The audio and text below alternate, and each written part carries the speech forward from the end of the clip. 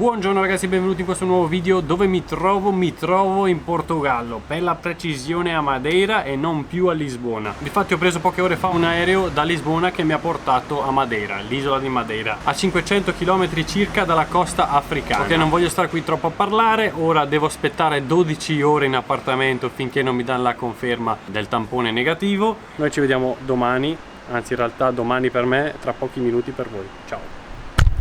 Ragazzi, oggi sveglia molto presto, mi sono svegliato circa alle 5:30. Stamattina voglio andare sulla cima più alta di tutta l'isola, cioè Pico Ruvio, per poi intraprendere una camminata di circa 3 ore, più o meno, per andare sulla seconda cima più alta che si chiama Pico do Ariero. Ora le mie pronunce sono orribili, basta parlare, partiamo.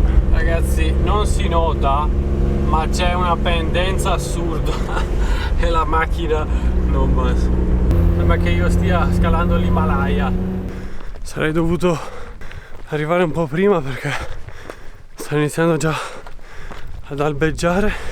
Dal parcheggio ci vogliono altri 2 km di camminata per raggiungere il picco. Purtroppo ho fatto l'errore di non essere partito prima. Ok, forse non arriverò sulla cima in tempo, ma già uno spettacolo così da qui, mamma mia. Tutte le fatiche che sto compiendo non saranno vane, le fatiche di Travel Mike. Oh mio Dio, sto per svenire. L'ho fatta tutta di corsa, ma poi ho calcolato che 2 km così non posso farli.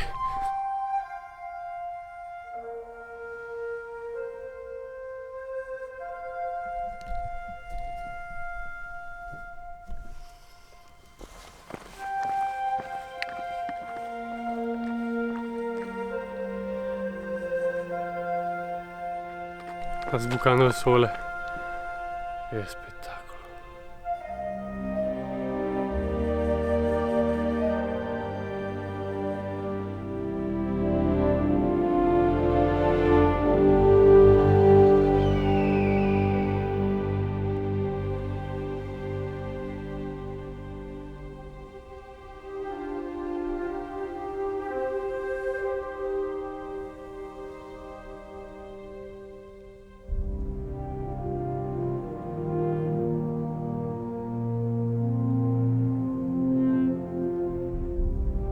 In pratica ora devo arrivare là, ci vorranno almeno mezz'ora.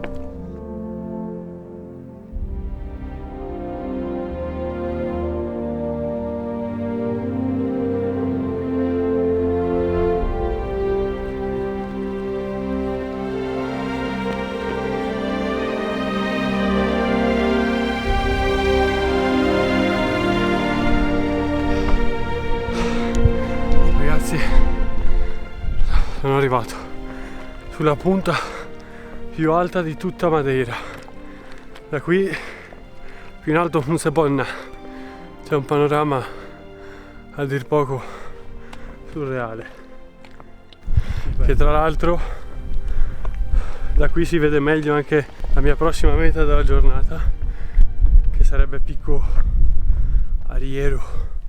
Mi sono goduto un po' il panorama, direi che è ora di cominciare ad andare dall'altra parte, anche perché dovrei metterci circa 3 ore e mezza barra 4 e poi considerare anche di tornare indietro. Praticamente la giornata mi va via tutta qua. In teoria ci sarebbe un'altra soluzione, cioè quella di, una volta arrivati là, prendere un Uber e vi riporta di qua, però sinceramente se posso risparmiare qualcosa lo faccio volentieri.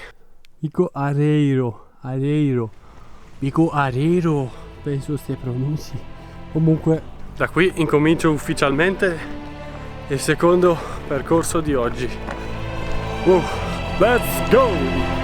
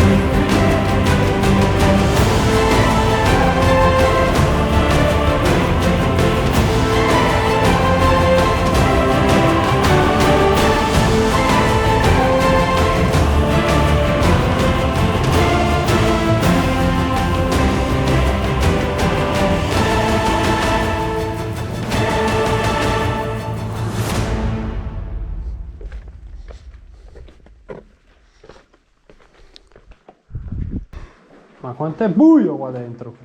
Siamo nelle terre di Mordor. Ci siamo, ragazzi. Vedo la luce in fondo al tunnel. Oh mio Dio, che spettacolo. Se soffrite di claustrofobia, quel tunnel lì può mettervi alla prova veramente. È abbastanza lungo. Ok, qua c'è da stare attenti. Cioè, un attimo e volo giù. In questi scenari sembra di stare nello Hobbit, almeno questo pezzo qua mi sembra di stare nello Hobbit, e ho anche un po' in Jurassic Park con queste montagne, con tutto questo verde. Spettacolo. Vedo altre salite. Piango. Ah, ragazzi, vi do un consiglio: in caso voleste percorrere questo percorso, se una volta raggiunta l'altra cima volete tornare con un Uber o con un altro mezzo, vi consiglio di partire da Pico Ruvio, come sto facendo io, perché diciamo dal punto più alto è molto più semplice andare dal punto un po' più basso.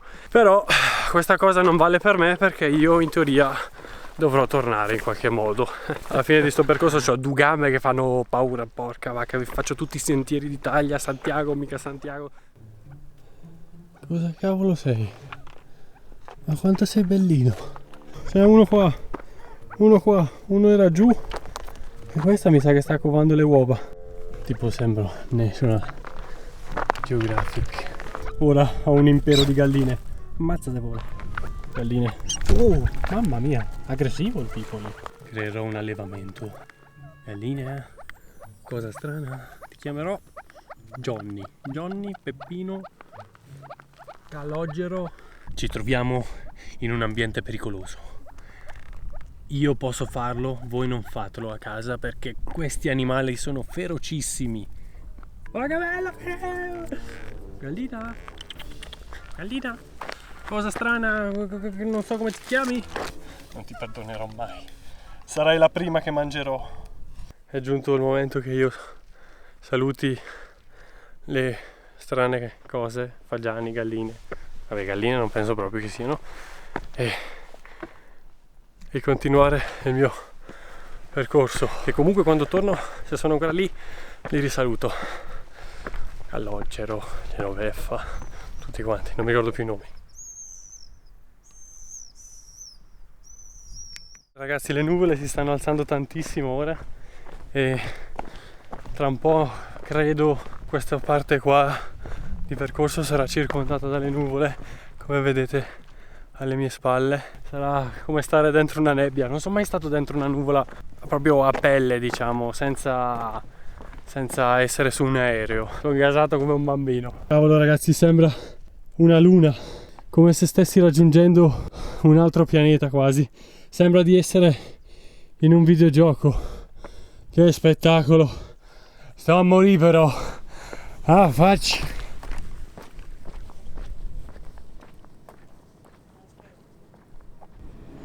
Ce l'ho fatta, ragazzi. Ho raggiunto l'altra cima, Pico do Arriero. Ci ho messo circa 4 ore e mezza, considerando varie pause, la pausa pranzo, poi le fermate per fare le clip col drone, e la fotocamera e tutto. Quindi sono abbastanza soddisfatto. È fattibile per tutti, secondo me. L'unica cosa è che è abbastanza impegnativa. Ho raggiunto la prima cima più alta di Madeira e ora la seconda, tutta in un giorno solo. Veramente veramente contento. Ora prendo un'altra pausa perché poi mi toccherà tornare. Questo percorso mi sta regalando un sacco di emozioni, perché nonostante io l'abbia fatto prima, ora con le nuvole si è creato uno scenario completamente diverso, spettacolare, surreale. Sembra molto Avatar, fighissimo.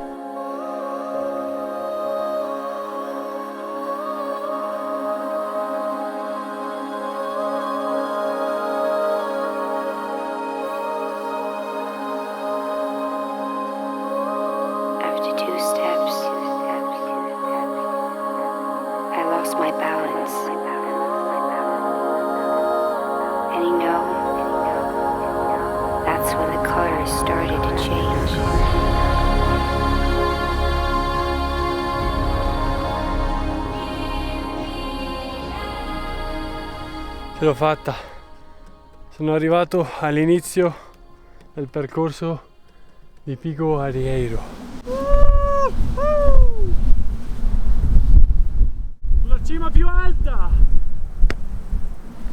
Che spettacolo! Non so se mi sentite, però vedere il sole tramontare. Spero si crei uno spettacolo abbastanza figo. Non lo so, io speravo le nuvole fossero sotto di me, ma non sarà così. Quelle nuvole dovrebbero venire dalla mia parte, ma non sono mica convinto. Il problema è che tramonta circa le 8 e sono le 18:45 e se sto ancora qua mi viene un cagotto assurdo. Ragazzi, con un vento così forte uso una tecnica che avevo utilizzato sul treno in Birmania, cioè mettere il keyway sotto e ora ci infilo la felpa sopra. Maria che frio!